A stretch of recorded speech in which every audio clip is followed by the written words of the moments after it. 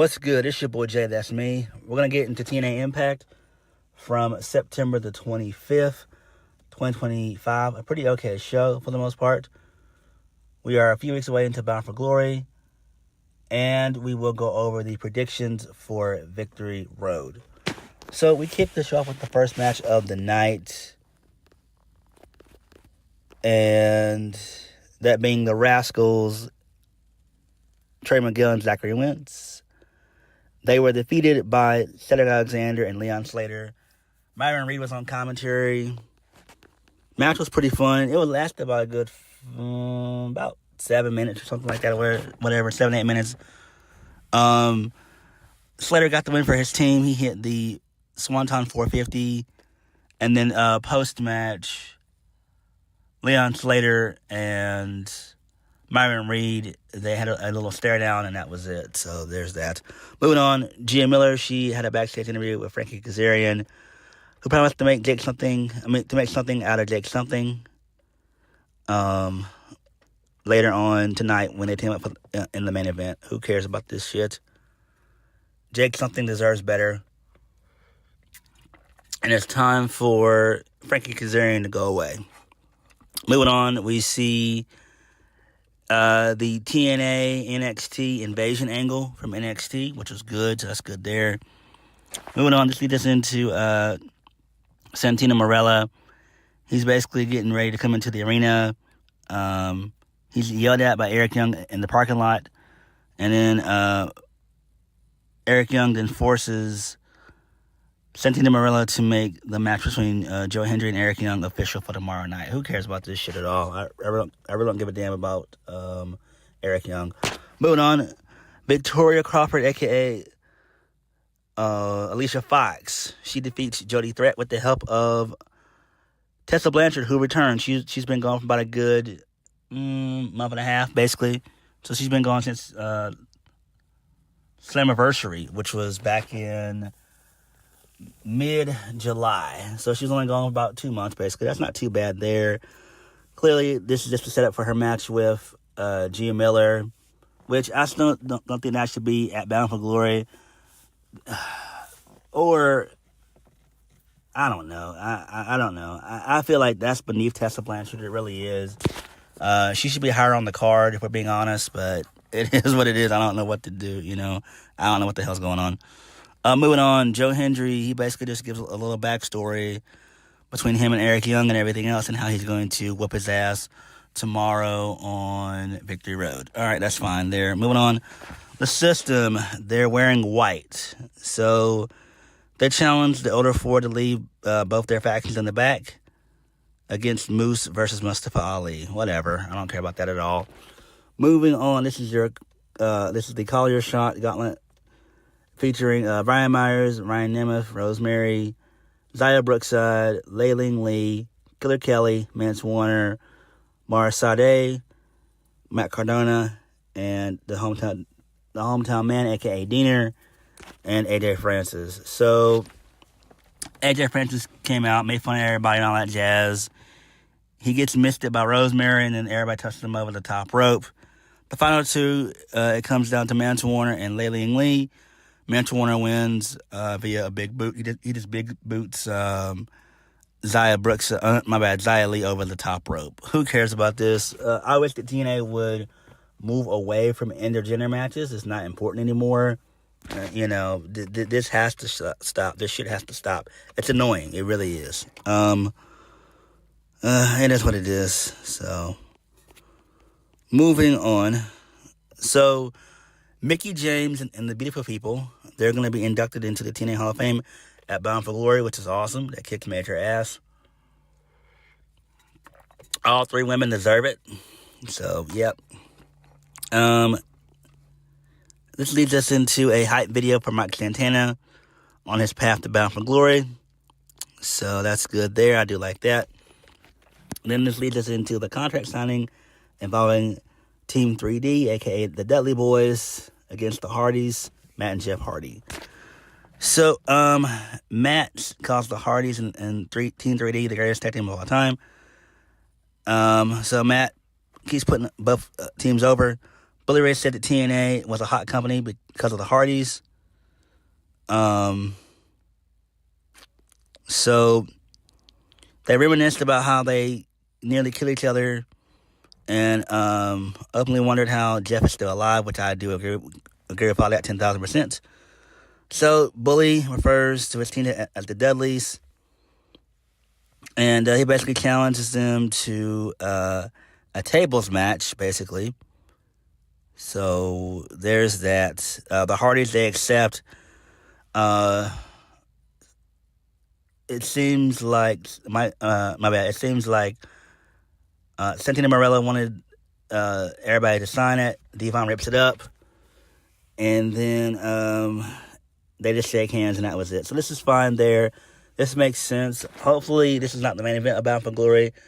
This should be the co-main event. I doubt this match will be long. Maybe about 10 to 15 minutes, and we'll have to wait and see how it all goes. So this is really good shit there. Let's continue on. So Mustafa Ali, he's backstage. He's tired of all the disrespect in the system. Mustafa Ali accepted Moose's challenge to leave everyone else in the back for their main event. Ali ups the ante by adding the stipulation that the winner of the match gets his team the advantage in the upcoming hardcore war at Bound for Glory. So, whatever. Who really cares? Oh, and the system, they show up and both factions stare each other down. Yay. Who gives a fuck about this shit? Moving on. Then this leads us into the main event of the evening. Frankie Kazarian and Jake Something. They were defeated by Steve Maclin and Ken Anderson, a.k.a. Mr. Kennedy. Steve Maclin and Mr. Kennedy got the win, so that was pretty cool there. Mr. Kennedy did his classic Mr. Kennedy stuff, which was really cool. So TNA, for the most part, was okay. It could have been better, but it is what it is. All right, let's go ahead and get into the predictions for TNA Victory Road. So it's going to be in Canada, Edmonton, Alberta, Canada, to be exact. They're going to be in the Edmonton Espresso Center. I think it seats about 3,000 people, 3,000 to 4,000 people. I'm pretty sure they should be able to get at least 2,000 people to come out to this show. Hopefully it can happen. If not, it is what it is. So it should be at least a good 15 to 2,000 people there at the show. The match card has 8 matches on it. This is an okay card, but it just seems like most of this stuff would just take place on television. It doesn't seem like an actual pay-per-view, but usually these TNA Plus events are a lot weaker than the actual TNA pay-per-views, like their big 4. So, it is what it is. But let's go ahead and get into this. So we got a tag team match, which is the Nemeth, Ryan Nemeth, and Nick Nemeth versus Matt Cardona and Diener, a.k.a. the Hometown Man. The Nemeth should win. I don't care about this shit. Joe Hendry versus Eric Young, same thing. Joe Hendry should win this. Steve Maclin versus Frankie Kazarian for the TNA International Championship. Frankie Kazarian will probably win, even though he just took the L to Steve Maclin. But it is what it is. He lost the match, so, he lost the tag match. He was pinned, so that's fine there. Moving on, let's lead us into the Inspiration, which is Cassie Lee and JC McKay versus the Elegance brand, Heather and Ash by Elegance for the TNA Knockouts World Tag Team Championships. The Elegance brand are going to retain. Why would they lose? Next, Moose versus Mustafa Ali. Mustafa Ali is going to win this. Leon Slater versus Myron Reed for the X Division Championship. This should be fun. Leon Slater is going to retain. Why would he lose here? Mike Santana versus Rich Holland.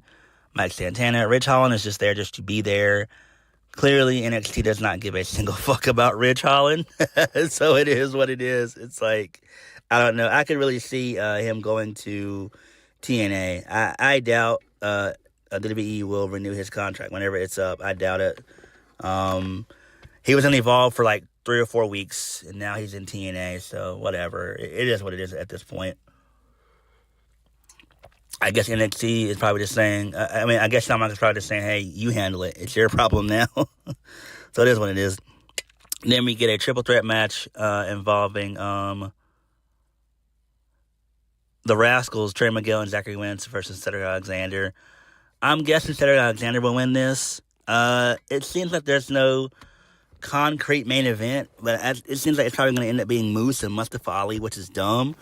I'm shocked that Trick Williams is not on this show, and that's not good. That's not good, because all these matches, in my opinion, they just seem like matches that should just take place on television. Like, none of these matches feel like they are pay-per-view worthy. I mean, we know it's a TNA Plus event, but still, like, this is a very TV-type card if you really want to break it down and be honest about it. Like, this really is. I would hope that they main event, Steve Maclin and Frankie Kazarian, obviously, because at least you have something on the line. But if they're going to go with the main event being Moose versus Mustafa Ali, I'm not too happy about that shit. I'm not, but it is what it is. Hopefully we'll get some surprises and stuff, maybe. I don't know. I doubt it. But hopefully we will get some surprises. But what did you guys think of TNA? And what are your predictions for